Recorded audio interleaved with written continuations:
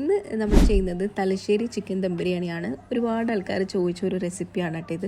നമുക്ക് വേഗം വീഡിയോയിലോട്ട് പോകാം. നമ്മളിത് 2 മിനിറ്റ് ലെങ്ത്തിലാണ് ഒതുക്കിയിട്ടുള്ളത് കേട്ടോ. കൂടുതൽ നീട്ടി വലിക്കുന്ന ഒന്നുമില്ല. വേഗം റെസിപ്പിയിലോട്ട് പോകാം.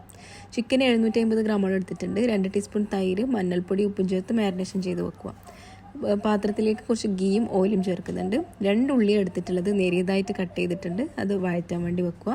ഇതിലേക്ക് കുറച്ചൊന്ന് വഴന്ന ശേഷം മാത്രം ഇഞ്ചി, വെളുത്തുള്ളി, പച്ചമുളക് ചതച്ചത് ചേർക്കും. എരിവൊക്കെ നോക്കിയിട്ട് പച്ചമുളക് കൂട്ടിയും കുറക്കൊക്കെ ചെയ്യാം കേട്ടോ.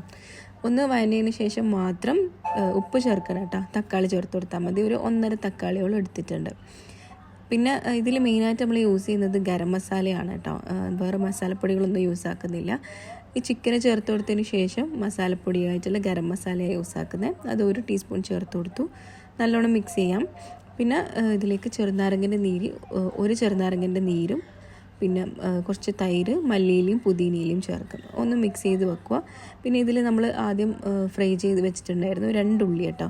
ഇതിന്ന് 3/4 ഭാഗത്തോളം ഇതിലേക്ക് ചേർക്കുക. 1/4 ഭാഗം അവിടെ മാറ്റി വെക്കുക. ലാസ്റ്റ് നമുക്ക് ചേർക്കാൻ അത് ഉള്ളി ആവശ്യമുണ്ട്. ഒരു 20 മിനിറ്റെല്ലാം കൊണ്ട് മസാല അവിടെ റെഡിയാവും. നമുക്ക് നെയ്ച്ചോറ് ഉണ്ടാക്കാം. ഓയിലും ഗീയും ചേർക്കുന്നുണ്ട്. അണ്ടിയും മുന്തിരിയും പൊരിച്ചെടുത്ത് മാറ്റി വെക്കുക. പിന്നെ സ്പൈസസും കുറച്ച് ഉള്ളിയൊക്കെ ഇട്ടിട്ട് ചേർത്ത് കഴിഞ്ഞാൽ കുറച്ചൊന്ന് വറുത്തതിന് ശേഷം മാത്രമാണ് ചൂടുവെള്ളം ഒഴിക്കുന്നത്. നെയ്ച്ചോറ് ഉണ്ടാക്കാൻ എല്ലാവർക്കും അറിയുന്നതായിരിക്കും. പിന്നെ അത് ഡീറ്റെയിൽ ആയിട്ട് ഞാൻ പറയുന്നില്ല കേട്ടോ. ചോറ് അങ്ങനെ റെഡി ആവാനായി. മസാലേൻ്റെ ഒക്കെ ടെക്സ്ചർ നിങ്ങൾ കണ്ടോക്ക് പെർഫെക്റ്റ് ആയിട്ട് കിട്ടീന് കേട്ടോ. പിന്നെ അടിപൊളി ടേസ്റ്റാണ് ഈ മസാലക്ക്. ഉണ്ടാക്കാത്തവർ ട്രൈ ചെയ്ത് നോക്കണം. അടിയിൽ മസാലയും മേലെ മൊത്തം ചോറായിട്ട് ദമ്മിടാൻ വെക്കുന്നത്. അലങ്കാരപ്പണിയെല്ലാം കഴിഞ്ഞാൽ മേലെ കുറച്ച് ഗീയും കൂടി ഇങ്ങനെ ആക്കി കൊടുക്കണം കേട്ടോ. പശുവിൻ നെയ്യും. അങ്ങനെ ദമ്മെല്ലാം കഴിഞ്ഞാൽ വിളമ്പുന്ന സമയത്ത് ഇതുപോലെ തന്നെ മസാല വേറെ വിളമ്പുമ്പോൾ ചോറ് അതിൻ്റെ ഒപ്പം ഒന്നിച്ച് വിളമ്പുമ്പോൾ മിക്സ് ചെയ്യാൻ പാടില്ല. അപ്പോൾ എല്ലാവരും എന്തായാലും ഇതിനെങ്കിൽ ട്രൈ ചെയ്ത് നോക്ക്. എന്നിട്ട് ഫീഡ്ബാക്ക്സ് അറിയിക്കട്ടോ.